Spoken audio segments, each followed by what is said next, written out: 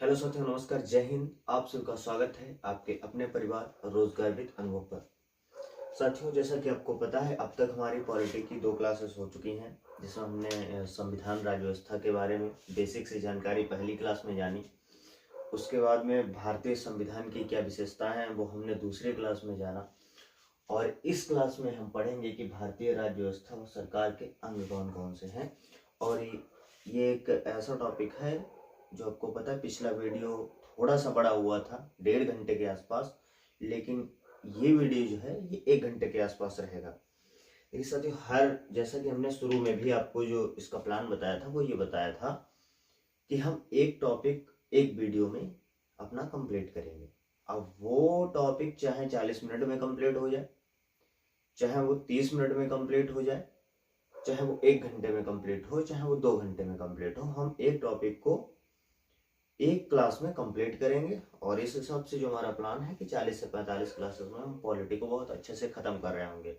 और निश्चित ही अगर आप हमसे जुड़े हैं तो इस बात का वादा आपका भाई आपसे ये करता है, जिस दिन आप पॉलिटी को फिनिश करेंगे, सारी क्लासेस खत्म होंगी। और एक चीज और भी आपको बता दें, जिस समय चीजें हम समझाते हैं या कोई भी अध्यापक आपको समझाता है, ये आप पर है कि जब किसी भी चीज को आप पढ़ते हैं तो तुरंत तो आपको बहुत अच्छे से चीजें समझ में आ रही होती हैं, लेकिन समस्या कहाँ पर आती है? समस्या ये आती है कि आप अगर उसको दोबारा पलट के नहीं देखते हैं तो फिर वही चीजें हमारे माइंड से मिस हो जाती हैं।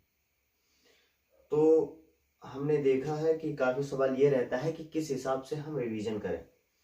तो देखिए, रिवीजन का सबसे बड़ा फंडा यही है कि आप वीडियो देखें और पहली बात तो ये कोशिश करें कि चीजों को बेहतर तरीके से समझें। उसके बाद अपनी खुद हैंड रिटन राइटिंग में आप वो नोट्स बहुत अच्छे से बनाएं। भले ही आपको दोबारा वीडियो देखना पड़े, कोई दिक्कत नहीं है। और उसके बावजूद आपको ये भी पता होगा कि हमारा व्हाट्सएप ग्रुप है, व्हाट्सएप चैनल भी है। क्योंकि व्हाट्सएप चैनल पर पीडीएफ वगैरह शेयर नहीं हो पाती है, तो इसलिए व्हाट्सएप ग्रुप बनाया हुआ है। लिंक वीडियो के डिस्क्रिप्शन में आप जाएंगे, उसको ज्वाइन कर लें। जो भी आपकी क्लास होती है वहां पर आपको हैंड रिटन नोट्स मिल जाते हैं, मतलब पीडीएफ में आपको मिल जाते हैं। लेकिन हम ये चाहते हैं कि चाहे तो आप वो नोट्स प्रिंट करा सकते हैं, लेकिन मेरा जो व्यक्तिगत सजेशन आपसे ये है, आपका भाई होने के नाते, कि आप उन नोट्स को देखें और अपने नोट्स उसी प्रकार से या अपने शब्दों में आप स्वयं बनाएं। मेरा यही सजेशन है, ठीक है।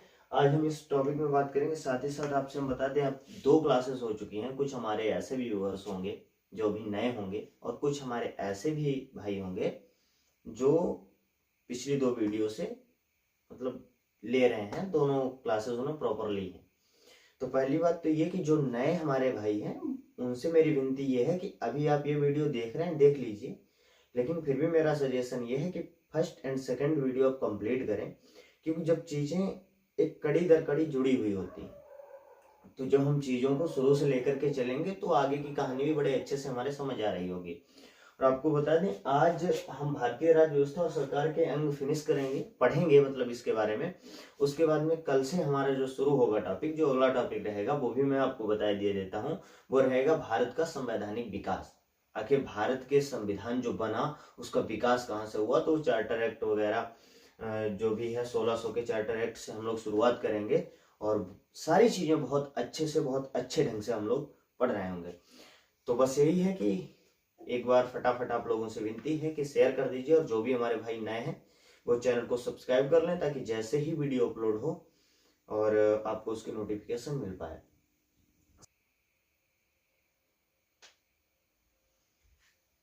और जो भी हमारे नए व्यूअर हैं वो इसको सब्सक्राइब कर लेंगे, ताकि जो भी हमारा नया वीडियो आए तो उसकी नोटिफिकेशन आप तक सबसे पहले पहुंच सके। और एक चीज और मैं कह देता हूँ, फिर वीडियो शुरू करता हूँ, कि आप वीडियो को पूरा देखें और उसके बाद आपसे मैं हमेशा उम्मीद ये करूंगा कि आप 4 शब्द वीडियो के कमेंट में जरूर बताएं। वो आपका सजेशन भी हो सकता है। आपको वीडियो कैसा लगा आप ये बताएं, तो आप अपने विचार वहां पर रख सकते हैं। तो चलिए, अब हम सबसे पहले बात करते हैं कि भारतीय राज्य व्यवस्था व सरकार के अंग। तो सबसे पहले हम बात करेंगे सरकार के अंगों की, ठीक है। सबसे पहले प्यारा सा नोट्स डालेंगे और लिखेंगे सरकार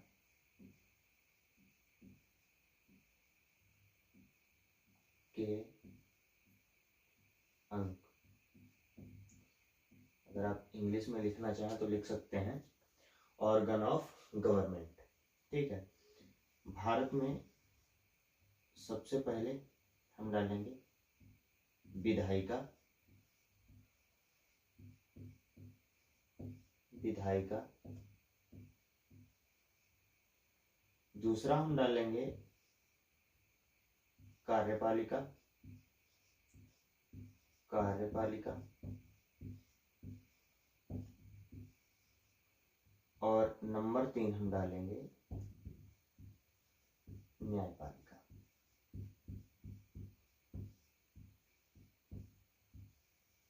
यानी कि हमारी जो सरकार के अंग होते हैं वो मुख्यतः 3 अंग होते हैं। एक तो हमारी विधायिका होती है। विधायिका किस लिए? विधायिका हमारी होती है जो कानून बनाती है। नोट करेंगे, कानून बनाने का कार्य।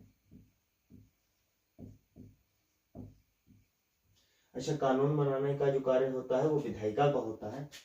और कार्यपालिका का क्या काम होता है? कार्यपालिका का काम होता है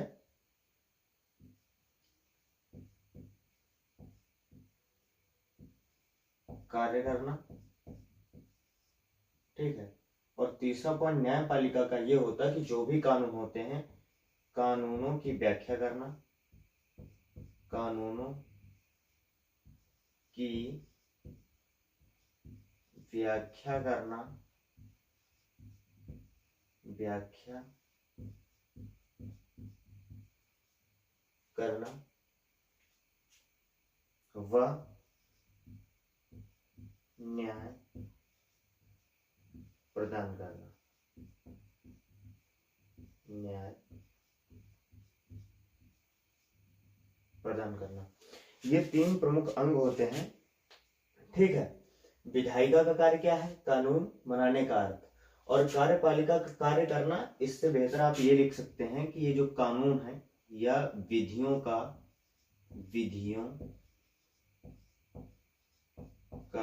विधियों या कानूनों, कुछ भी लिख सकते हैं, का क्रियान्वयन, यानी कि संचालन। ठीक है, जो भी कानून बनेंगे उनका संचालन करना। और न्यायपालिका का जो कार्य होता है वो कानूनों की व्याख्या करना व न्याय प्रदान करना होता है। ये सरकार के 3 प्रमुख अंग होते हैं। अब हम बात करेंगे विधायिका जो है, इसका मतलब है कानून बनाने का कार्य। हमने आपको पिछली वीडियो में पढ़ाया था कि भारत में जो है एक संघात्मक सरकार है। ठीक है। और संघात्मक सरकार में क्या होता है कि 2 स्तर पर सरकारें होती हैं, एक तो केंद्र स्तर पर और दूसरी राज्य स्तर पर। देखिए, चीजें धीरे धीरे रिलेट होती जाएंगी और आपकी पिछली चीजें कई बार रिवीजन होंगी आगे चल के। तो हमने क्या बताया था कि 2 स्तर पर सरकारें होती हैं। आपको मैंने और एक चीज बताई थी कि टोटल लिस्ट कितनी होती है। तो हमने आपको बताई थी, एक होती है सेंट्रल लिस्ट, एक होती है स्टेट लिस्ट, एक होती है कॉन्करेंट लिस्ट, और फिर होते हैं कुछ अवशिष्ट विषय। यानी कि मतलब यह है कि जो कानून बनेगा वो केंद्र स्तर पर भी बनेगा और राज्य स्तर पर भी बनेगा। ठीक है, इसके बारे में आपको डिटेल से चलिए पढ़ा देते हैं। ठीक है, इतना आपने जान लिया कि सरकार के 3 प्रमुख अंग होते हैं। इन तीनों अंगों के बारे में हम लोग थोड़ा विस्तार से जान लेते हैं। ठीक है, इसको हम अरेज करेंगे इतना।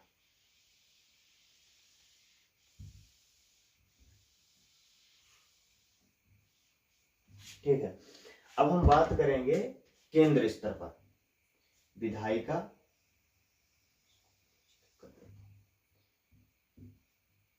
केंद्र स्तर पर। अच्छा, केंद्र स्तर पर, अच्छा केंद्र स्तर पर क्या होती है? केंद्र स्तर पर वही हमारी जो होती है वो होती है संसद।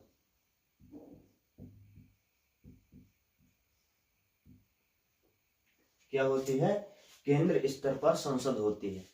और क्या आप जानते हैं संसद के अंतर्गत कौन कौन से हाउस हमारे आते हैं? क्या आपको ये जानकारी है? तो संसद जो हमारी दी गई है वो दी गई है आर्टिकल 79 में। अभी आप ये बेसिक जानकारी जानेंगे और आगे जैसे ही धीरे धीरे आगे आर्टिकल्स पर हम पहुंचेंगे फिर आपको ये सारी चीजें बहुत ही आपको डीपली और बहुत अच्छे से हम पढ़ाने वाले हैं। लेकिन अभी जान लेते हैं विधायिका जो कि सरकार का एक अंग है, इसका कार्य जो होता है वो कानून बनाने का इसका मुख्य कार्य होता है। और केंद्र स्तर पर जो कानून बनाती है वो संसद, और संसद में हमारे दो हाउस होते हैं। एक तो हमारी होती है राज्यसभा, जिसको हम अपर हाउस भी कहते हैं, राज्यसभा, और दूसरी होती है हमारी लोकसभा। ये हमारा लोअर हाउस होता है संसद का, ठीक है। और हमारी जो राज्यसभा होती है वो होती है आर्टिकल 80 में, और हमारी जो लोकसभा होगी वो होगी आर्टिकल 81। इतना हमने जान लिया। और राज्यसभा, यहाँ पर एक क्वेश्चन बहुत महत्वपूर्ण बनता है, हालांकि वो आगे हम आपको पढ़ाएंगे, लेकिन इतना अभी आप माइंड में मेकअप कर लीजिए, चाहे तो आप कहीं साइड में लिख भी सकते हैं। राज्यसभा एक तो हमारा अपर हाउस है, दूसरा राज्यसभा कभी भी भंग नहीं होती है।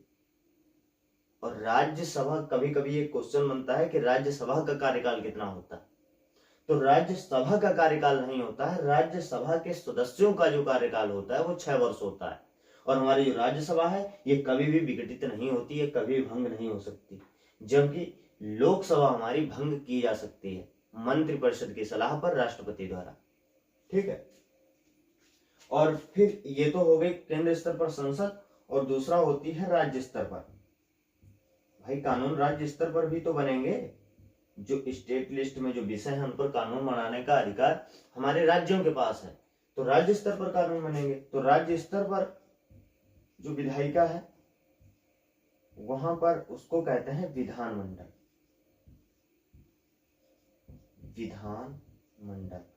और विधानमंडल का जो हम लोगों को वर्णन मिलता है वो मिलता है 168 आर्टिकल 168 में। इसके बारे में हमारे कॉन्स्टिट्यूशन में, हमारे संविधान में बताया गया है।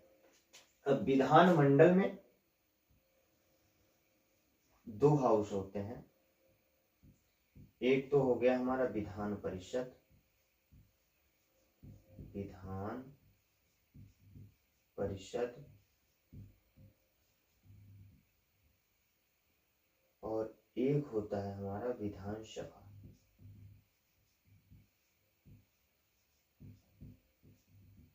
विधानसभा,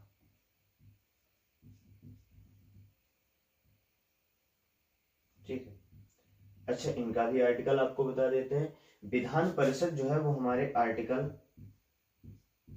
169 में है, ठीक है। और जो हमारी विधानसभा है वो आर्टिकल 180 में है, सॉरी 170 में, 170 में ये हमको दिए गए हैं।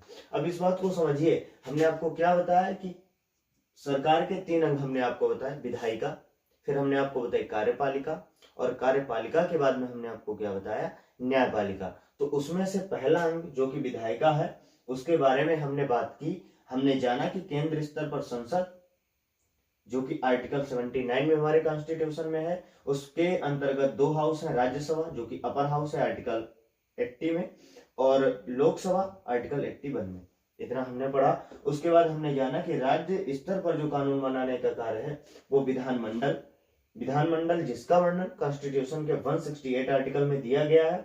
उसके अंतर्गत एक होता है विधान परिषद, आर्टिकल 169 में उसका वर्णन है, और विधानसभा आर्टिकल 170 में कॉन्स्टिट्यूशन में इसका वर्णन है।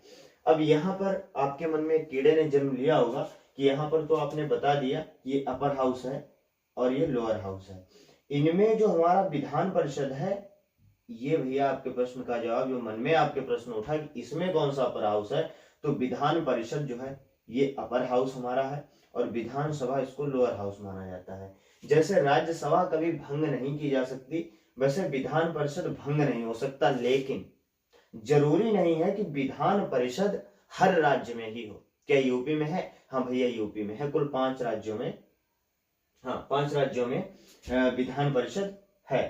ठीक है, लेकिन विधान परिषद को जब चाहे उसको खत्म किया जा सकता है। जैसे यूपी में विधान परिषद है, लेकिन अगर यूपी गवर्नमेंट चाहे तो संशोधन करके कानून बना के इसको बिल्कुल खत्म कर सकती है, लेकिन इसका कार्यकाल कभी भी जैसे राज्यसभा को भंग नहीं किया जा सकता, वैसे ही विधान परिषद को भंग नहीं किया जा सकता। जैसे 2/3 सदस्य इसमें रिटायर होते रहते हैं, वैसे ही विधान परिषद में भी 2/3 सदस्य रिटायर होते रहते हैं, लेकिन विधानसभा ये भंग की जा सकती है राज्यपाल द्वारा, राज्य मंत्रिपरिषद की सलाह पर, या यूं कहें कि मुख्यमंत्री की सलाह पर विधानसभा को राज्यपाल द्वारा जो है वो भंग किया जा सकता है। हमने इसके बारे में इतना जाना, हालांकि इसके बारे में हम बहुत अधिक विस्तृत से आगे पढ़ेंगे जब हम आर्टिकल 168 के पास पहुंचेंगे और जब हम विधायिका के बारे में हम पढ़ रहे होंगे। ठीक है, और आगे बढ़ते हैं और बात करते हैं कि कार्यपालिका के बारे में। ठीक है, इसको प्रेस करते हैं और आप लोग, या फिर आपसे कहना है कि कोशिश करिए कि नोट्स आप लोग स्वयं बनाएं, और जो भी हमारे साथी नए जुड़े हैं तो हर अपडेट सबसे पहले पाते रहने के लिए, वीडियो अपलोड हो उसकी नोटिफिकेशन आ जाए तो उसके लिए चैनल को भैया सब्सक्राइब जरूर कर लें।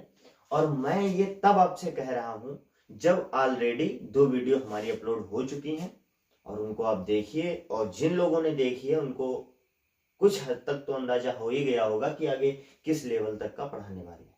ठीक है, चलिए अब बात करते हैं सरकार के दूसरे अंग की। दूसरा हमने आपको क्या बताया था, पहले विधायिका और दूसरी बताई थी हमने कार्यपालिका। सेकेंड जो दूसरा ऑर्गन बताया था, सेकेंड ऑर्गन बताया था, वो बताया था कार्यपालिका। अच्छा ठीक है, कार्यपालिका हमने डाली। अब कार्यपालिका में अगर हम बात करें, केंद्र स्तर मान सकते हैं, केंद्र स्तर पर कि भैया कार्य जो भी हमने आपको क्या बताया कि विधायिका का कार्य है कानूनों को बनाना और कार्यपालिका का कार्य है विधियों का कार्यान्वयन, यानी कि कानूनों का क्रियान्वित करना। ठीक है, केंद्र स्तर पर अगर हम बात करें, केंद्र स्तर पर तो भैया हो गए राष्ट्रपति, हमारे प्रेसिडेंट साहब हो गए, जो कि नाम मात्र संप्रभु है। और बात जब संप्रभु की आई है तो आज ही हम पढ़ेंगे कि संप्रभु क्या होता है। ठीक है, एक तुम्हारे राष्ट्रपति साहब हो गए, उसके बाद हो गए हमारे उपराष्ट्रपति,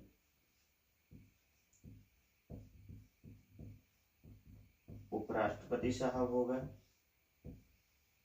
फिर उसके बाद हमारे हो गए कौन, प्रधानमंत्री, प्राइम मिनिस्टर हमारे हो गए, और फिर भैया बात आती है मंत्री परिषद की।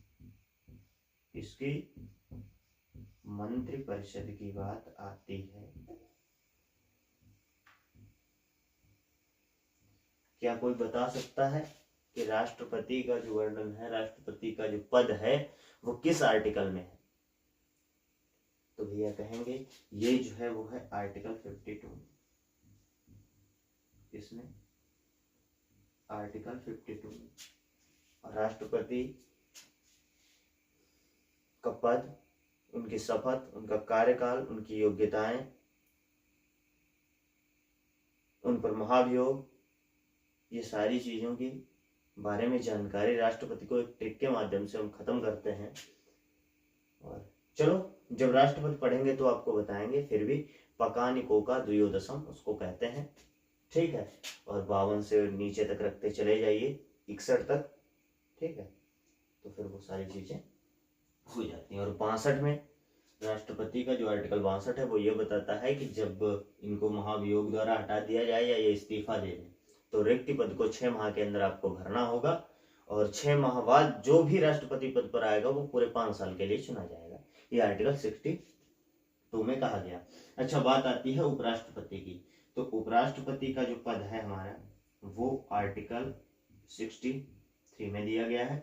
ठीक है, और जब भी कभी राष्ट्रपति का निधन हो जाए या इस्तीफा दे दें या महाभियोग द्वारा हटा दिया जाए, तो फिर उस समय जो 6 महीने के बीच का जो टाइम होता है, यानी कि जब तक चुनाव नहीं होता राष्ट्रपति का, तो उपराष्ट्रपति ही कार्यवाहक राष्ट्रपति के रूप में कार्य करते हैं। और उस समय जब उपराष्ट्रपति राष्ट्रपति के कार्यवाहक के रूप में कार्य करेंगे, तो इनको जो वेतन भत्ता जो भी मिलेगा वो राष्ट्रपति के हिसाब से मिलेगा।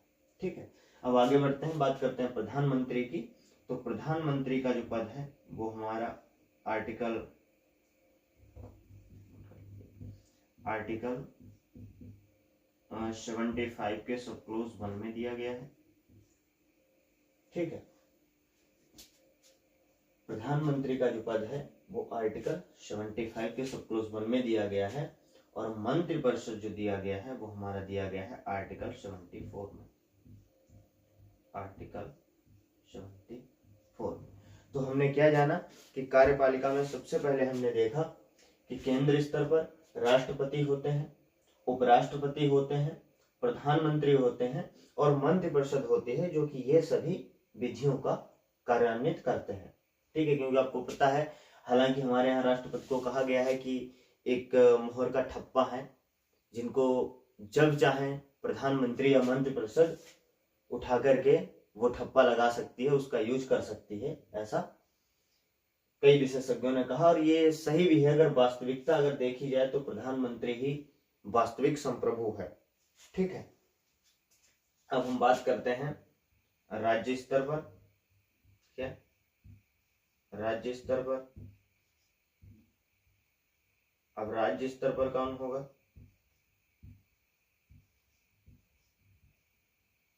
राज्य स्तर पर हमारे होंगे राज्यपाल साहब होंगे, राज्यपाल होंगे, फिर हमारे मुख्यमंत्री होंगे, मुख्यमंत्री होंगे, और फिर इनका होगा मंत्रिमंडल।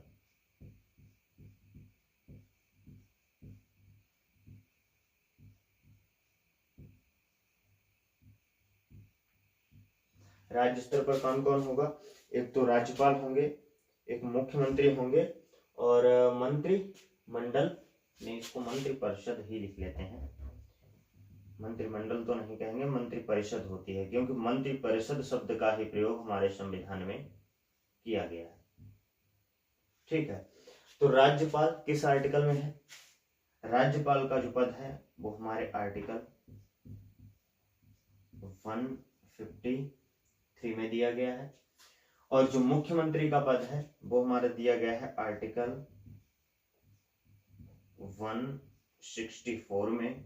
और जो मंत्रिपरिषद का जो पद दिया गया है, मतलब मंत्रिपरिषद के बारे में जो बताया गया है, वो बताया गया है हमारे आर्टिकल 163 में।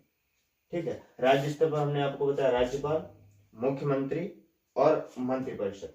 ठीक है, हमने आपको क्या बताया? राज्यपाल, जो कि अगर देखा जाए, जैसे जिस प्रकार से राष्ट्रपति देश का प्रमुख होता है, उसी प्रकार से राज्यपाल जो है वो स्टेट का प्रमुख होता है, लेकिन वो बाध्य है कि वो मुख्यमंत्री की सलाह के आधार पर ही कार्य करेगा। ठीक उसी प्रकार जिस प्रकार से प्रधानमंत्री और मंत्रिपरिषद की सलाह राष्ट्रपति को मानना उसकी मजबूरी है।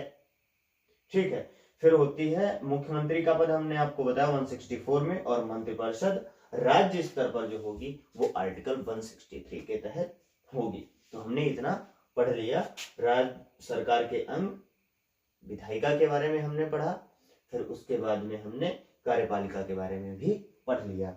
अब चलिए हम पढ़ लेते हैं किसके? न्यायपालिका के बारे में।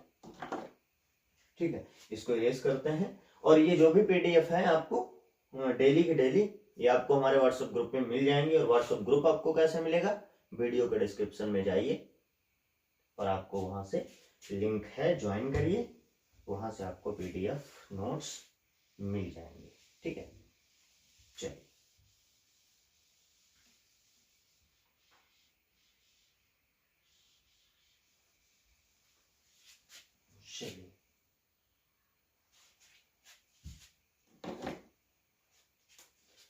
अब हम बात करते हैं नंबर 3, जो तीसरा अंग है सरकार का, न्यायपालिका। न्यायपालिका न्यायपालिका एक तो आपको पता है देश में सर्वोच्च न्यायालय होगा। कैसा? सर्वोच्च न्यायालय। सर्वोच्च न्यायालय कहें तो सुप्रीम कोर्ट,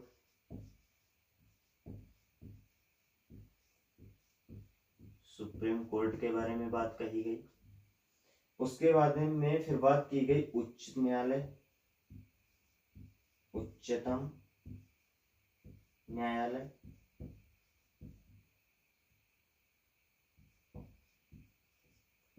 जिसको कहा गया हाई कोर्ट।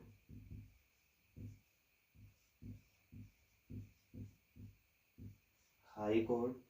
और तीसरी बात की गई जिला स्तर पर, यानी कि जिला स्तर पर जिला न्यायालय।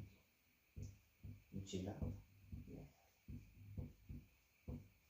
इनको सेशन कोर्ट भी कहते हैं। ठीक है, लिख लीजिए, डिस्ट्रिक्ट कोर्ट लिख लीजिए।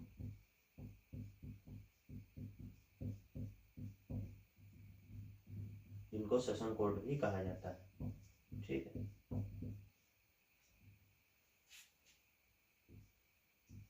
ये जो हमारे सुप्रीम कोर्ट का जो वर्णन है वो संविधान में भी है। तो किस आर्टिकल में है?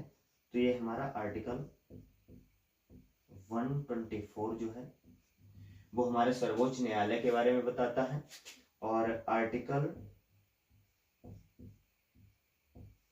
214 जो है वो हमारे हाई कोर्ट्स के बारे में बताता है, और जो हमारा आर्टिकल 233 है वो हमारे जिला न्यायालयों की बात करता है। ठीक है, हमने क्या पढ़ लिया, आपको फिर से रिवाइज करा देते हैं। हालांकि फिर वही चीज है कि डिजिटल बोर्ड जैसी चीज यहाँ पर नहीं है कि मैं पेज को नीचे करूं आपको रिवाइज करा पाऊं। मैं मौखिक रूप से आपको रिवाइज कराया देता हूं कि हमने पढ़ा कि हमारी जो सरकार है उसके अंग हमने पढ़े। हमने 3 अंग बताए आपको, एक तो विधायिका, एक कार्यपालिका, और तीसरी हमने बताई न्यायपालिका। विधायिका में हमने क्या बताया, केंद्र स्तर पर हमारा संसद, हमारी संसद होती है, वहां पर राज्यसभा और लोकसभा होते हैं। फिर हमने आपको बताया राज्य स्तर पर विधानमंडल, जिसमें विधान परिषद जो कि अपर हाउस है, और विधानसभा के बारे में हमने आपको बताया। फिर हमने आपको बताया कार्यपालिका के बारे में, केंद्र स्तर पर राष्ट्रपति, उपराष्ट्रपति, प्रधानमंत्री और उनकी मंत्रिपरिषद के बारे में हमने आपको बताया विद आर्टिकल कि किस किस आर्टिकल में है। जैसे कि राष्ट्रपति आर्टिकल 52 में बताया, उपराष्ट्रपति आर्टिकल 63 में आपको हमने बताया, प्रधानमंत्री 75 के सब क्लोज 1, और उसकी मंत्रिपरिषद आर्टिकल 74 में, ये हमने आपको बताया। फिर हमने बात की राज्य स्तर पर। राज्य स्तर में हमने आपको बताया कि राज्यपाल जो कि स्टेट का हेड होता है उसको हमने बताया। फिर हमने बात की मुख्यमंत्री की, और फिर उसके बाद हमने मुख्यमंत्री की मंत्रिपरिषद की हमने बात की, जो कि आर्टिकल 163 में है। मुख्यमंत्री आर्टिकल 164 में है, और आर्टिकल 153 में हमारा राज्यपाल का पद लिया गया, ये मैंने आपको बताया। फिर उसके बाद हमने बात की न्यायपालिका के बारे में।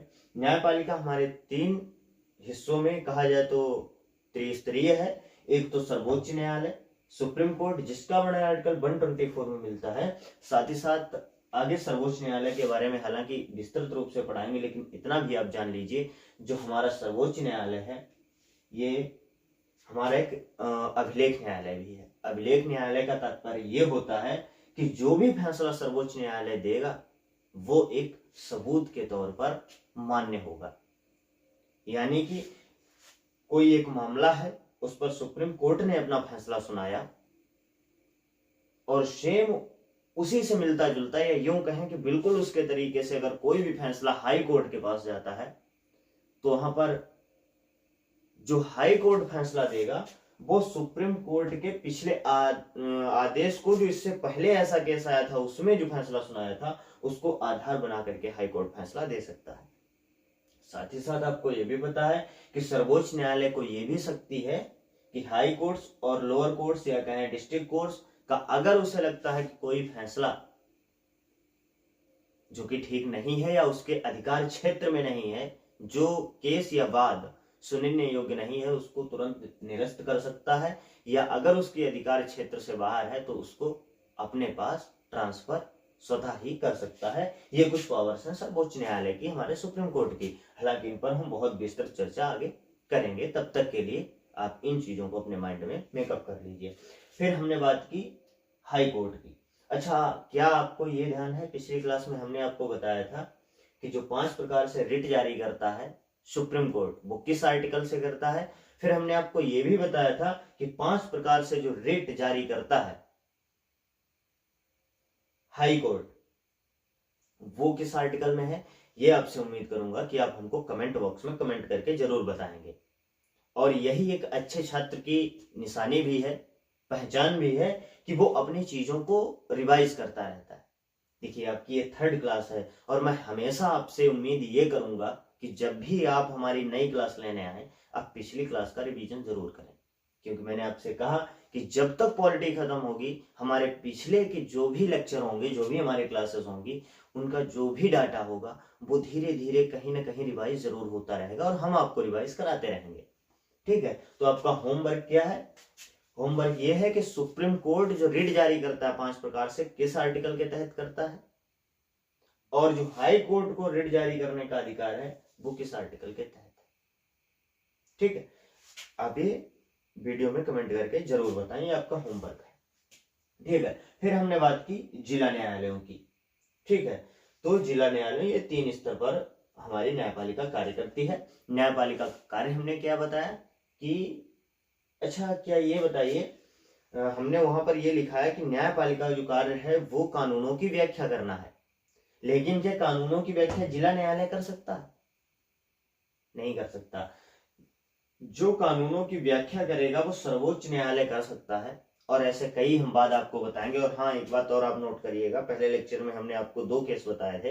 एक तो बेरोवादी मामला आपको हमने बताया था 1960 का, और एक बताया था 1973 का केशवानंद भारती।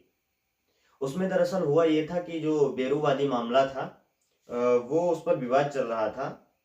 तो जब नेहरू जी ने वो क्षेत्र पाकिस्तान को देने के लिए कहा, तो आपको पता है हमारी प्रस्तावना में एकता और अखंडता शब्द का इस्तेमाल है। तो भाई वहां से याची गया, उसने रिट फाइल की और कहा कि ये तो हमारे संविधान का उल्लंघन है। अगर ये भारत का एक टुकड़ा अगर आप पाकिस्तान को दे रहे हैं तो ये ठीक बात नहीं है। लेकिन वहां पर सुप्रीम कोर्ट ने क्या कहा? वहां पर सुप्रीम कोर्ट ने यह कहा था कि प्रस्तावना जो है वो संविधान का हिस्सा नहीं है। यानी कि सुप्रीम कोर्ट ने कहा कि प्रस्तावना जो है वो संविधान का हिस्सा नहीं है। आप इस चीज को नोट करिएगा।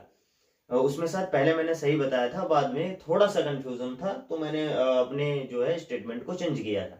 लेकिन आज जो है वो मैं आपको बता रहा हूं कि बेरोवादी मामले में सुप्रीम कोर्ट ने प्रस्तावना को संविधान का हिस्सा नहीं माना था। फिर वहीं केशवानंद भारती जो मामला होता है, उसकी कहानी हमने आपको बताई। उसमें सुप्रीम कोर्ट ने यह स्वीकार किया कि हां, प्रस्तावना जो है वो संविधान का हिस्सा है, इसलिए इसमें आर्टिकल 368 के तहत संशोधन किया जा सकता है। परंतु ये स्टेटमेंट आप बहुत ध्यान से सुनिएगा, क्या कहा सुप्रीम कोर्ट ने कि प्रस्तावना में संशोधन किया जा सकता है, परंतु मूल ढांचे में संशोधन संभव नहीं है। यानी कि जो मूल प्रस्तावना है उसमें आप किसी भी शब्द को डिमोलिश नहीं कर सकते हैं, यानी कि उसको खत्म नहीं कर सकते हैं। अगर उसमें आप कुछ नया जोड़ना चाहते हैं तो वो जोड़ सकते हैं। ये सुप्रीम कोर्ट ने केशवानंद भारती में ये बात कही थी, ये आप नोट कर लीजिएगा। ध्यान आ गया तो मैंने आपको बता दिया। ठीक है, तो हमने सरकार के अंगों के बारे में पढ़ लिया। अब हम बात करेंगे राज व्यवस्था के अंगों के बारे में। ठीक है, चलिए इसको इरेज करते हैं।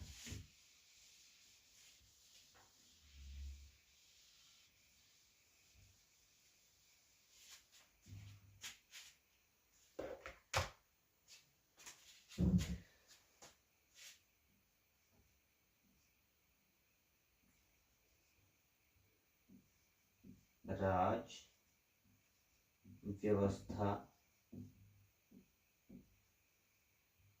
के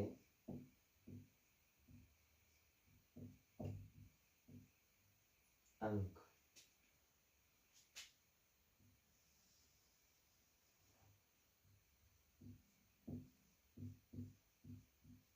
राज्य व्यवस्था के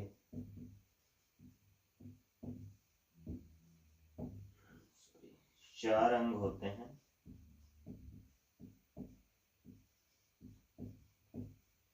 चार अंग होते हैं भैया। क्या सबसे पहला जो अंग है वो है जनसंख्या, ठीक है, पॉपुलेशन, ठीक है। और दूसरा हमारे पास भूभाग होना चाहिए, ठीक है, भूभाग होना आवश्यक है। और तीसरा हमारे पास सरकार होनी चाहिए। राज्य व्यवस्था के ये चार अंग हैं, जनसंख्या हो, भूभाग हो, सरकार हो और हो संप्रभुता।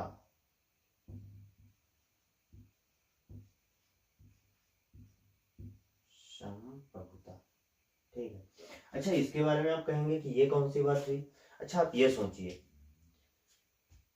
कि राज्य व्यवस्था के बारे में हमने आपको क्या बताया था। पहली क्लास में हमने संविधान क्या होता है वो मैंने आपको बताया। फिर हमने आपको बताया था कि राज्य व्यवस्था क्या है। तो आप कहेंगे भैया संविधान में वर्णित जो भी कानून हैं उनको लागू कराना ही राज्य व्यवस्था कहलाता है। तो अब हमने उसी राज्य व्यवस्था के हम अंगों की बात कर रहे हैं। तो हमने आपसे कहा कि ये चार अंग होते हैं। अब सोचिए, जो संविधान है या कहें कानून की एक डायरी है, वो कानून बनाया किसके लिए जाएगा। जाहिर सी बात है कि जनसंख्या होगी तो उसी पर तो कानून बनाया जाएगा, उसी पर तो कानून लागू होंगे कि आपके घर के चूहे पर संविधान के नियम लागू हो जाएंगे या फिर वो उस संविधान को मानेगा। नहीं होगा ना। तो आप इस चीज को समझिए कि जनसंख्या भी जरूरी है और भूभाग, भूभाग का मतलब यानी कि जमीन। ऐसा भी नहीं है कि आप समुद्र हो आपके पास और आपने क्या किया, आप नाव पर बैठे हुए हैं, आपके पास 20 नाव है, उसमें 200 आदमी हैं। आपने कहा कि हम अपना संविधान बना रहे हैं और भैया हम जो है राज्य व्यवस्था चलाएंगे। क्या ये संभव है? नहीं। हमारे पास जमीन होना आवश्यक है, क्योंकि हम मछली तो नहीं कि हम बने रहेंगे पानी में, कुछ होगा नहीं।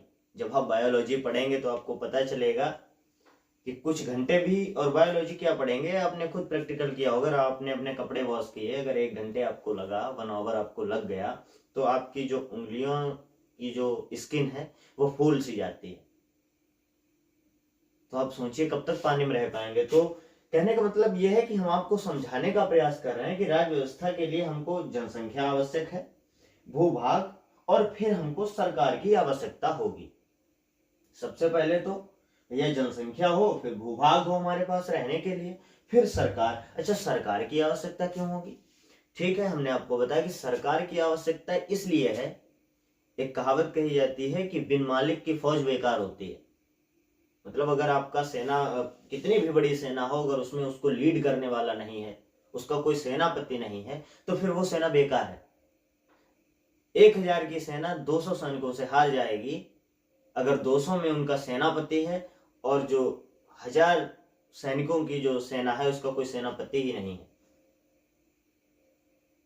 यानी कि व्यवस्था बनाए रखने के लिए, सामाजिक व्यवस्था बनाए रखने के लिए हमको सरकार की आवश्यकता होगी। और सरकार फिर संप्रभुता। संप्रभुता का अर्थ यह है कि सरकार जो है वो संप्रभु होनी चाहिए। और संप्रभु का अर्थ क्या है? अच्छा, यहां पर एक पॉइंट नोट करिएगा कि संप्रभु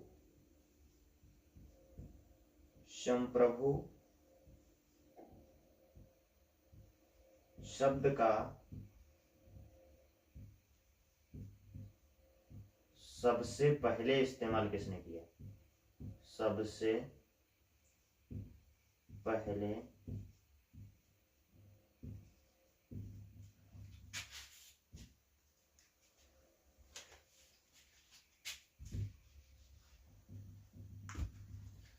सबसे पहले इस्तेमाल, यहां पर 2 पॉइंट हैं। यानी कि संप्रभु शब्द का जो सबसे पहले इस्तेमाल किया वो ऑस्टिन ने किया, और हम फिर वही बात दोहराएंगे जो हम हमेशा कहते हैं कि आपको क्या लगता है कि हमेशा एक ही प्रकार से, एक ही आधार पर कोई भी आयोग प्रश्न पूछता रहेगा? आप कहेंगे नहीं भैया, नया प्रश्न पूछेगा। और आपको सच बताएं तो मेरे पास इन सभी क्लासेस से रिलेटेड जो आपकी ये एसएससी जो भी एग्जाम कंडक्ट कराते हो भर भर के क्वेश्चन पूछे गए हैं, और किसी दिन इन सभी की आपको हम पीडीएफ प्रोवाइड कराएंगे ग्रुप में, तो आप लोग ग्रुप ज्वाइन कर लीजिएगा। हालांकि जब भी हम उस पर अपडेट कराएंगे तो उससे जो पहले वीडियो अपलोड होगा तो उसमें हम आपको जानकारी दे देंगे, क्योंकि कुछ चीज़ों का लैग हो जाता है। यहाँ पर अगर हम एक एक प्रश्न लिखेंगे तो फिर बहुत लंबा हो जाएगा। अगर हम 20 प्रश्न भी आपको यहाँ पर कराते हैं हाथों से लिख लिख करके, फिर उनके 4 ऑप्शन समझाएंगे तो काफ़ी समय लगेगा उसमें। तो उसकी हम आपको क्या करेंगे, पीडीएफ दे देंगे। और अगर फिर संभव हुआ तो फिर विदाउट फेस वीडियो क्रिएट करके वो चीजें हम आपको समझा भी देंगे वीडियो के माध्यम से। हालांकि ये बात की बातें हैं, लेकिन आपको हम कुल मिला के कहना ये चाहते हैं कि इन सभी चीजों से प्रश्न पूछे गए हैं। आप ये मत सोचना, ये सोच करके ये वीडियो स्किप करके मत चले जाना कि ये चीजें हमारे काम की नहीं है। और ये आपके प्रश्न में माफ कीजिएगा, आपकी परीक्षा में भी पूछी जाएंगी। और इन सभी चीजों का काम आपके आगे जो भी आप पढ़ेंगे, आर्टिकल्स वगैरह और जो भी अधिनियम वगैरह पढ़ेंगे, तो इन चीजों का इस्तेमाल, इन शब्दों का इस्तेमाल बहुत होने वाला है। तो जब आपका ये सब बैकग्राउंड बहुत अच्छे से क्लियर होगा तो वहां चीजें आपको बहुत अच्छे से समझ में आएंगी। और जब चीजें आपको बहुत अच्छे से समझ में आएंगी तो फिर आपको ये रट्टू तोता बनना नहीं पड़ेगा। लेकिन फिर भी रिवीजन समय समय पर करते रहना बहुत आवश्यक है। ठीक है, चलिए। अच्छा, एक तो बात यह होगी कि संप्रभु शब्द का इस्तेमाल सबसे पहले ऑस्टिन ने किया, लेकिन राजनीतिक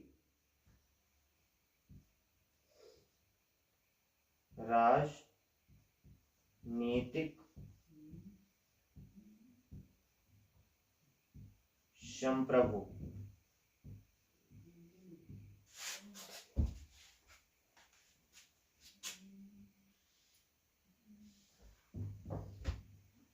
यहां पर संप्रभुता कर लेंगे, क्योंकि हम बात ही संप्रभुता की कर रहे हैं। संप्रभुता, ठीक है। यहां पर लिखेंगे राजनीतिक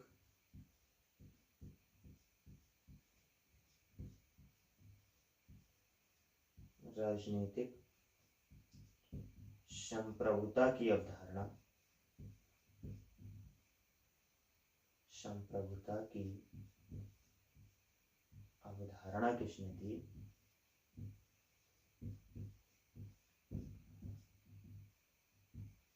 अवधारणा, राजनीतिक संप्रभुता की अवधारणा जो दी वो रूसो ने दी। रूसो नाम तो सुना ही होगा, रूसो कहाँ के थे? ये जिनेवा के थे। ठीक है, इतनी सी बात हमने आपको बताई। राज्य व्यवस्था के हमने आपको 4 अंग बताए। पहला, हमने आपको बताया कि जनसंख्या जरूरी है, और जनसंख्या के निवास के लिए हमको एक जमीन का टुकड़ा, एक भूभाग हमको चाहिए। और फिर उस जनसंख्या में व्यवस्था बनाए रखने के लिए, उसके हितों की रक्षा के लिए, उसकी सुरक्षा के लिए एक सरकार की आवश्यकता होगी। और सरकार भी कैसी हो? सरकार भी आपकी संप्रभु हो। फिर हमने आपको बताया कि जो संप्रभुता शब्द का जो सबसे पहले इस्तेमाल किया वो ऑस्टिन ने किया, और राजनीतिक संप्रभुता की जो अवधारणा थी वो सबसे पहले रूसो ने दी, जो कि जिनेवा के रहने वाले थे। ठीक है, इतनी सी बात आपको हमने बताई। अच्छा, जो संप्रभुता होती है वो भी 6 प्रकार की होती है। कितने प्रकार की? 6 प्रकार की संप्रभुता होती है। उसके बारे में हम जान लेते हैं, फिर हमारी आज का जो टॉपिक होगा, आज का जो हमारा सेशन होगा वो समाप्ति की ओर होगा।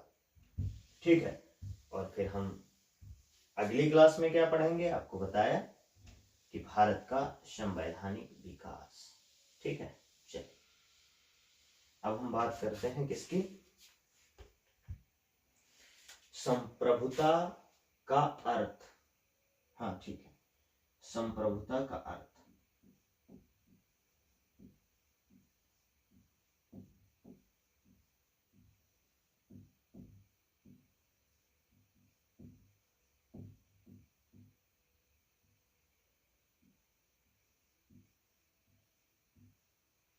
अच्छा, सबसे पहले हम जान लेते हैं, नंबर 1 तो हमारी होती है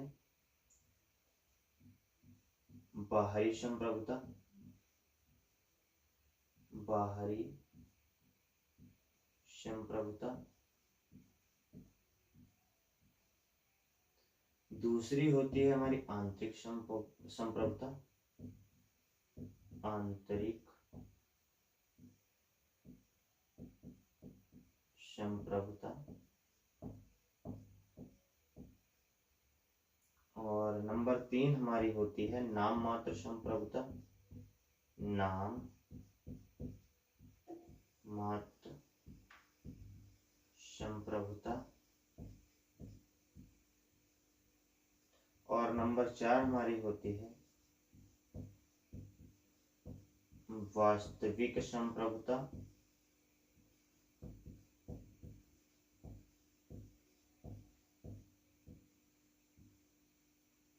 और नंबर 6 होती है लोकप्रिय संप्रभुता।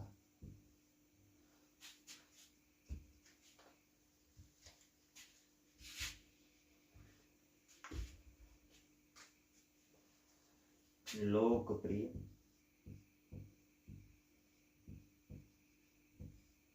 लोकप्रिय संप्रभुता।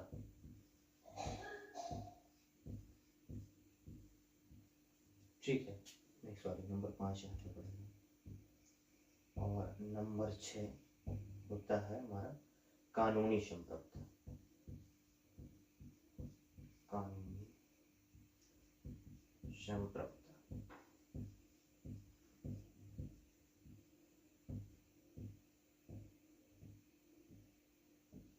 ठीक है, पहले इनके बारे में लिख लेते हैं। जो बाहरी संप्रभुता होती है वो देश के बाहर, और ये अभी हम आपको समझाएंगे कि कैसे देश के बाहर। आंतरिक संप्रभुता देश के अंदर। और इन सब में कल की क्लास बहुत महत्वपूर्ण है, वो आपके काम में आएगी। देश के बाहर।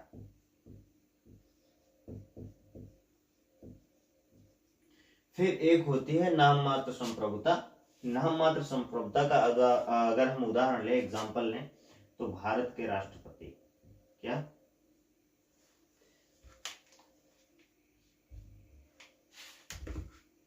भारत के राष्ट्रपति, वो भी अभी आपको हम समझाएंगे। भारत के राष्ट्रपति। और अगर हम बात करें वास्तविक संप्रभुता की, तो उदाहरण के तौर पर हम लिख सकते हैं भारत के प्रधानमंत्री। भारत के प्रधानमंत्री। ठीक है। और अगर लोकप्रिय संप्रभुता की बात करें तो भारत की जनता। ये कैसे भैया, तो ये सब चीजें हम आपको समझाएंगे। भारत की जनता। ठीक है। और फिर हम बात करेंगे कानूनी संप्रभुता की। कानूनी संप्रभुता में हमारा आ जाता है संविधान।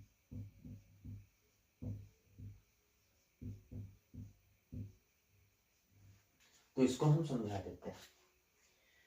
सबसे पहले हम बात करते हैं बाहरी संप्रभुता की, यानी कि वो संप्रभुता। और संप्रभुता का असल में अर्थ ये होता है कि हम किसी भी निर्णय को लेने के लिए स्वतंत्र हो, हमारे ऊपर कोई भी दबाव ना हो, हम अपने फैसले लेने के लिए पूर्ण स्वतंत्र हो, तो उसी को हम संप्रभुता कहते हैं। तो हम बात करते हैं देश के बाहर। यानी कि बाहरी संप्रभुता का मतलब यह है कि हम देश के बाहर तो संप्रभु हैं लेकिन देश के अंदर नहीं। तो क्या आपके अंदर इतनी सोचने की क्षमता है कि आप ये बता सकते हैं कि इसका उदाहरण क्या होता है? क्या आप ये बता सकते हैं? तो अगर आपको ध्यान हो, हमने आपको पढ़ाया था परिसंघ, वैसे ही आप समझिए, या फिर आप इस तरीके से समझिए कि ब्रिटेन ने कई देशों को गुलाम बनाया। अब वहां पर क्या हो कि भैया ब्रिटेन कहे कि देखो ऐसा है, तुम जो देश के बाहर के जो भी कामकाज हैं, यानी कि देश के जो बाहरी निर्णय हैं, तो वो तुम उनके फैसले लेने के लिए स्वतंत्र हो, लेकिन देश के अंदर के जो भी निर्णय होंगे वो हम करेंगे। तो ये तो हो गई हमारी बाहरी संप्रभुता, यानी कि हम देश के बाहर के निर्णय लेने के लिए स्वतंत्र हैं, परंतु देश के अंदर के निर्णय लेने के लिए स्वतंत्र नहीं है। या फिर हम वहां से परिसंघ से ले सकते हैं कि जो भी, जैसे मान लीजिए हम ऐसे मानते हैं, जैसे रूस ने जो यूएसएसआर था उसमें कुल 14 देश शामिल थे, तो उन 14 देशों में जो मुख्य था, वो जो हेड चुना गया था वो रूस था। तो उसमें क्या होगा, जो विदेश मामले जो संभालेगा 14 के 14 देशों के, वो तो संभालेगा रूस, लेकिन जो आंतरिक मामले होंगे उसमें फैसले लेने में रूस स्वतंत्र नहीं होगा। ये हम बात उस समय की कर रहे हैं जब सोवियत संघ था। और सोवियत संघ कब बना था, मैंने आपको बताया था 1922 टू 1924। और विघटन कब हुआ था? विघटन हुआ था यूएसएसआर का 1991 में। और उस समय राष्ट्रपति कौन थे वो भी मैंने आपको बताया था, और बताया था कि मिखाइल गोर्बाचोव जो थे उस समय, वो यूएसएसआर के राष्ट्रपति थे, और उन्होंने ही स्टेटमेंट दिया कि मैं अब राष्ट्रपति नहीं हूं, और वहीं से यूएसएसआर का विघटन हुआ। खैर ये सब चीजें हम आपको कल के वीडियो में बता चुके हैं, ठीक है। तो अब मान लीजिए कि वहां पर क्या था, यूएसएसआर वो बाहरी संप्रभु, रूस जो हुआ वो बाहरी संप्रभु हुआ कि 14 के 14 देशों का जो बाहरी निर्णय है, जो भी फॉरेन डिसीजन होंगे वो हम ले सकते हैं, लेकिन अंदर जो भी 14 के 14 देश होंगे वो अपना नियम कानून चलाएंगे, ऐसा हम मान सकते हैं। अच्छा, दूसरी चीज है आंतरिक संप्रभुता। अच्छा, आंतरिक संप्रभुता,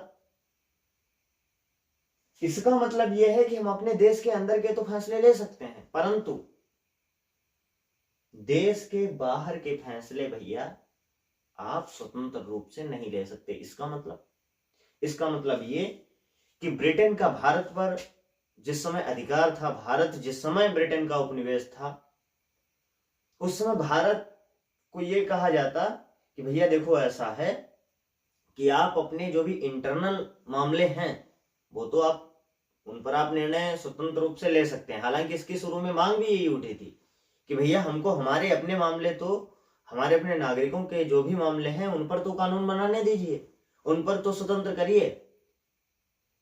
लेकिन ये सब चीजें ब्रिटेन ने नहीं मानी। तो बस उदाहरण के तौर पर समझिए कि हम अपने इंटरनल मामलों में तो डिसीजन लेने के लिए स्वतंत्र हैं, लेकिन जो भी हमारी विदेश नीति होगी, जो भी हमारे बाहरी मामले होंगे, सैन्य मामले होंगे, उन पर अधिकार हमारा नहीं होगा, उन पर अधिकार किसी दूसरे का होगा। तो इसका मतलब ऐसे हो गए हम आंतरिक संप्रभु। अच्छा, नाम मात्र संप्रभुता का अर्थ आपको पता है कि राष्ट्रपति, भारत का जो राष्ट्रपति है वो सर्वोच्च पद माना गया है राष्ट्रपति का। अगर देखा जाए तो सर्वोच्च पद अगर राष्ट्रपति का है तो फिर उससे नीचे ही सब होंगे, यानी कि उसका जो फैसला होना चाहिए वो सबको मान्य होना चाहिए। लेकिन क्या ऐसा है? आप कहेंगे नहीं, राष्ट्रपति जो है वो भारत के प्रधानमंत्री और उनकी मंत्रिपरिषद की सलाह मानने के लिए बाध्य है। तो ये क्या हुआ? नाम मात्र का संप्रभु हुआ। हालांकि ये अगर देखें वास्तविक संप्रभु ये तब होता है जब भी इमरजेंसी यानी कि आपातकाल लगता है देश में, उस समय ये संप्रभु हो जाता है। फिर उस समय सारी बागडोर राष्ट्रपति के हाथ में होती है, फिर विशेष पावर्स इसके पास, राष्ट्रपति के पास आ जाते हैं। फिर हम बात करते हैं वास्तविक संप्रभुता की। हाँ, वास्तविक जो संप्रभु है वो भारत के प्रधानमंत्री हैं। जो भी विदेश नीति से लेकर के आपकी देश की जो भी नीतियां होंगी, विदेश की जो भी नीतियां होंगी, वित्त मंत्रालय होगा, जो भी है मुख्य चीजें, तो वास्तविक संप्रभु जो है वो भारत का प्रधानमंत्री ही होता है। फिर हम बात करते हैं लोकप्रिय संप्रभुता। तो भैया वो भारत की जनता है।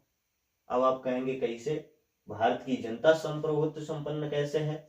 तो भैया वो ऐसे है क्योंकि ये जो वास्तविक संप्रभु भारत का प्रधानमंत्री जो होता है उसको भी ये जनता ही चुन करके भेजती है। तो आप कहेंगे राष्ट्रपति, तो अगर देखा जाए तो जो भारत की जनता जिन एमएलएस को चुनती है, जिन एमएलसी को चुनती है, वही जाकर के इनका भारत की जनता का प्रतिनिधित्व कर करके एकल संक्रमणीय मत के हिसाब से राष्ट्रपति का चुनाव हो जाता है। तो अप्रत्यक्ष रूप से यहां पर भी भारत की जनता ही इनको चुनती है। ठीक है। और फिर बात हुई कानूनी संप्रभुता की। तो जो कानूनी संप्रभु होता है वो होता है संविधान। वो कैसे? क्योंकि भारत के जो जनता है वो प्रधानमंत्री को चुनेगी तो वो किस हिसाब से, जिस हिसाब से निर्वाचन की व्यवस्था संविधान में दी हुई होगी। फिर भारत का प्रधानमंत्री जो भी कार्य करेगा वो किसके आधार पर करेगा? संविधान के आधार पर करेगा। भारत का राष्ट्रपति जो भी काम करेगा वो किसके आधार पर करेगा? संविधान के आधार पर करेगा। तो कानूनी रूप से जो भी कार्य होंगे, कानूनी कार्यवाहियां जो भी होंगी, उनमें जो संप्रभु होगा वो हमारा संविधान होगा। तो हमने आज की क्लास में इतना पढ़ा। ठीक है। क्या क्या हमने पढ़ा आपको एक बार रिवाइज करा देते हैं। हमने सबसे पहले पढ़ा सरकार के अंग। सरकार के अंग में हमने जाना कि सरकार के 3 अंग होते हैं। एक तो आपकी विधायिका हुई, फिर आपकी कार्यपालिका हुई, और फिर हमारी हुई न्यायपालिका। फिर हमने उसके बाद जाना कि हमारी जो राज्य व्यवस्था होती है इसके कितने अंग हैं। क्या कोई बता पाएगा? राज्य व्यवस्था के भी हमने 4 अंग बताए। नहीं, माफ कीजिएगा। फिर हमने बात की कार्यपालिका की। तो कार्यपालिका हमने बताया कि केंद्र स्तर पर लोकसभा, राज्यसभा, और राज्य स्तर पर विधानमंडल, जिसमें विधान परिषद और विधानसभा, इतनी हमने बात की। फिर हम आए कार्यपालिका में। कार्यपालिका में हमने केंद्र स्तर पर बात की राष्ट्रपति, उपराष्ट्रपति, प्रधानमंत्री और उसकी मंत्रिपरिषद के बारे में हमने जाना विद आर्टिकल। ठीक है। फिर हमने बात की राज्य स्तर पर। राज्य स्तर पर हमने जाना राज्यपाल, मुख्यमंत्री और उसकी मंत्रिपरिषद के बारे में। फिर हम आए न्यायपालिका पर। न्यायपालिका के बारे में हमने ये जाना कि त्रिस्तरीय न्याय व्यवस्था है। एक तो सर्वोच्च न्यायालय, जिसका फैसला सभी लोअर कोर्ट्स को, सभी हाई कोर्ट्स को उसका फैसला मानना ही होगा। साथ ही साथ सुप्रीम कोर्ट, राष्ट्रपति चाहे तो सुप्रीम कोर्ट से सलाह मांग सकता है किसी भी मामले में, ये भी अधिकार है। ठीक है। सर्वोच्च न्यायालय पढ़ा। फिर हमने उच्चतम न्यायालय यानी कि हाई कोर्ट्स के बारे में पढ़ा कि हाई कोर्ट्स होते हैं, और फिर हमने पढ़ा कि जिला न्यायालय भी होते हैं। हालांकि इनके बारे में विस्तृत जानकारी आगे जब इनको अच्छे से पढ़ेंगे तब हम पढ़ रहे होंगे। फिर हमने राज्य व्यवस्था के अंगों की बात की, जिसमें हमने 4 अंगों की बात की कि सबसे पहले तो हमारे पास जनसंख्या हो, फिर जनसंख्या के निवास करने के लिए भूभाग हो, और उस जनसंख्या के हितों की रक्षा के लिए, सुरक्षा के लिए एक सरकार होनी चाहिए, और सरकार भी कैसी हो? संप्रभु हो। फिर हमने ये बताया कि संप्रभुता शब्द का जो सबसे पहले इस्तेमाल किया वो ऑस्टिन ने किया, और राजनीतिक संप्रभुता की जो अवधारणा दी वो रूसो ने दी, जो कि जेनेवा के रहने वाले थे। ये हमने आपको बताया। फिर हमने आपको बताया कि संप्रभुता 6 प्रकार की होती है। एक तो आपकी बाहरी संप्रभुता हो गई, एक आंतरिक संप्रभुता हो गई, एक नाम मात्र संप्रभुता हो गई, एक वास्तविक संप्रभुता हो गई। ठीक है। और एक हो गई लोकप्रिय संप्रभुता, और एक हो गई कानूनी संप्रभुता। इनके बारे में हमने आज के इस लेक्चर में जाना, और आई होप कि आपको सारी चीजें बहुत अच्छे से समझ में आई होंगी। और अगर आपको सारी चीजें समझ में आई हैं तो मैं हमेशा की तरह आपसे ये उम्मीद करूंगा कि आप अपने 2-4 शब्दों में अपनी भावनाएं, अपने विचार, अपने सजेशन कमेंट में करके जरूर हमको बताएं, ताकि आपकी बात हम तक पहुंचे। और जो भी सजेशन है आपका, कुछ सुधार की अगर आपको आवश्यकता लगती है तो वह आप अवश्य बताएं। उसमें भी हमेशा हम तैयार रहते हैं कि आपके हित में जो भी सुधार अगर संभव होगा वो किया जाएगा। ठीक है। और साथ ही साथ आगे फैमिली भी जोड़ने का, और हमारे कुछ टीचर्स जल्द ही आप लोगों के लिए बहुत अच्छे टीचर्स की तलाश है, बातचीत चल रही है, तो वो आपके लिए अवेलेबल होंगे, चाहे वो इंग्लिश के टीचर हों, चाहे वो आपके लिए साइंस काफ़ी अच्छा खासा, लगभग हर क्वेश्चन अगर देखा जाए सीजीएल में भी 2 से 3 क्वेश्चन आ ही जाते हैं, तो उस पर भी मतलब आपकी हर चीज़ों पर ध्यान रखने का विचार वैसे ही चल रहा है। बाद बाकी और जो भी आपके सजेशन हैं वो आप हम तक कमेंट के माध्यम से पहुंचाएं, और वीडियो के जो भी नोट्स हैं वो पाने के लिए आप हमारा व्हाट्सएप ग्रुप ज्वाइन करें। साथ ही साथ इतनी विनती है कि अगर आपको सब कुछ ठीक लगा और आप बिल्कुल सेटिस्फाइड हैं, तो आप इस वीडियो को उन बच्चों तक शेयर अवश्य करें जिनको इसकी आवश्यकता है। और अगर आप सभी का सहयोग रहा तो फिर एक रिवॉल्यूशन तो आएगा, और बहुत जल्द आएगा। जब आप उस स्थिति में ला करके, आपका समर्थन हमको उस स्थिति में ला करके खड़ा करेगा जहां से हम इसी स्टेज से कुछ बड़ा ऐलान करने का सोच सकेंगे, तो फिर जरूर किया जाएगा। तो साथियों, इस वीडियो को लाइक करें, शेयर करें, और ऐसे ही वीडियो की तुरंत नोटिफिकेशन पाने के लिए चैनल को सब्सक्राइब करें। मिलते हैं अपने नेक्स्ट टॉपिक में, और नेक्स्ट टॉपिक कौन सा रहेगा? भारत का संवैधानिक इतिहास। उसके साथ ही नेक्स्ट वीडियो में मिलते हैं। तब तक के लिए सभी भाइयों को जय हिंद, जय मां सरस्वती।